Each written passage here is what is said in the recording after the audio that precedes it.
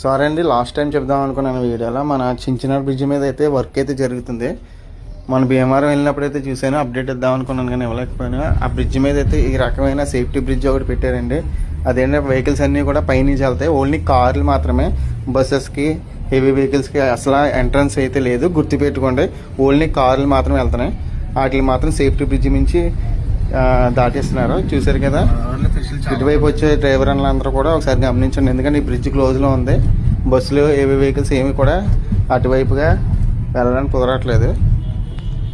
నేను ఇక్కడ కొన్ని డేట్లు అయితే ఇచ్చారు, ఆ డేట్లు అయితే క్లోజ్లో ఉంటుందని చెప్పేసి అన్నారు. ఆ బ్యానర్ అయితే మీకు చూపిస్తాను, చూడండి ఒకసారి.